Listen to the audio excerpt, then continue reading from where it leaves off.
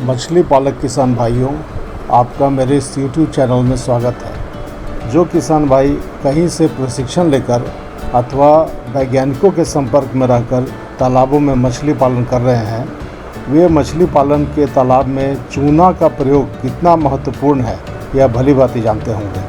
परंतु जो किसान भाई इस क्षेत्र में नए हैं, उनके लिए यह जानना कि समय समय पर तालाब में चूना को घोलकर छिड़काव करना है, इसकी जानकारी रखना बहुत आवश्यक है।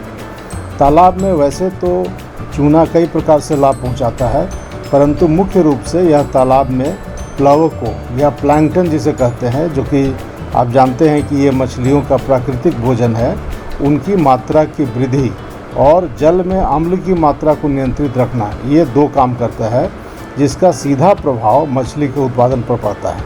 इसलिए समय समय पर तालाब में चूना का प्रयोग करना बहुत ही ज़रूरी है।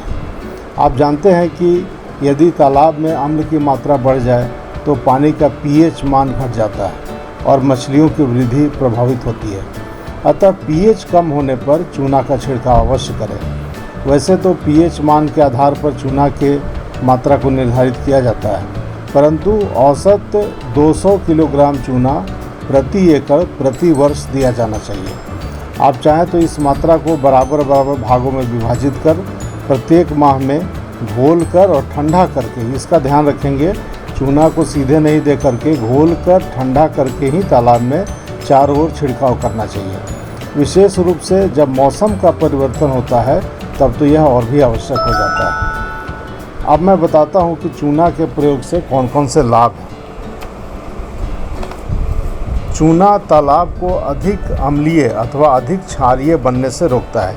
ये एक तरह से बफर का काम करता है, जो कि न ज़्यादा क्षारीय होने देता है न ज़्यादा अम्लीय होने देता है। दूसरा है, चूना मछली के हड्डियों को बढ़ने में जो कैल्शियम की आवश्यकता होती है वह उपलब्ध कराता है। तो चूना देते रहने से मछलियाँ मजबूत रहेंगी, उनकी हड्डियाँ मजबूत रहेंगी और उनका स्वास्थ्य ठीक रहेगा।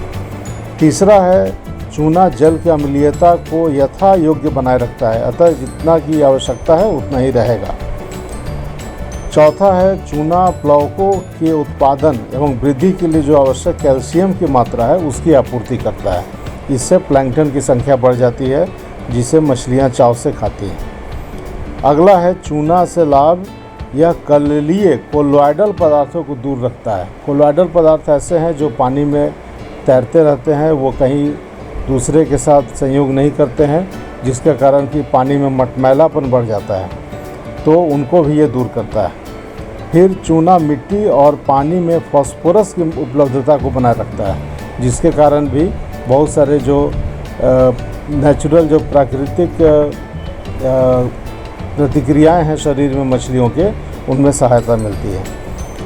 चूना हानिकारक जीवाणुओं को समाप्त करता है, जो तालाब में बीमारी का कारण होती हैं, उन बैक्टीरिया वायरस इनको भी समाप्त करता है। चूना उचित मात्रा में सूर्य की किरणों को पानी में प्रवेश करने में सहायता करती है, जिसके कारण फोटोसिंथेसिस या प्रकाश संश्लेषण होता है, पानी में ऑक्सीजन बढ़ता है, प्लवकों की संख्या बढ़ती है। और चूना सबसे महत्वपूर्ण काम करती है कि यह तलीय पदार्थों के सड़ने की प्रक्रिया को तेज होती है और उन्हें मछली के खाने के योग्य बनाती है। तो इस तरह से आप देखेंगे कि समय समय पर चूना का प्रयोग करने से कोई घाटा नहीं है, बल्कि लाभ ही लाभ है, और उसका सीधा असर जो है मछलियों के स्वास्थ्य पर पड़ेगा। आपका तालाब से मछली का उत्पादन बढ़ेगा। इसलिए जो किसान भाई मछली पालन कर रहे हैं वैज्ञानिक व्यावसायिक दृष्टि से, वे अवश्य चूना का प्रयोग करेंगे। किसान भाई जो भाई मेरे इस चैनल को सब्सक्राइब कर चुके हैं, मैं उनको धन्यवाद देता हूं, और जो नहीं किए हैं उनसे अनुरोध है कि इस चैनल को सब्सक्राइब कर दें, और यह वीडियो आपको अच्छा लगा हो तो लाइक कर दें। इसके अलावा यदि इस संबंध में आपको और भी कोई जानकारी चाहिए तो कमेंट बॉक्स में लिखेंगे, मैं कोशिश करूंगा उनका उत्तर देने का। धन्यवाद।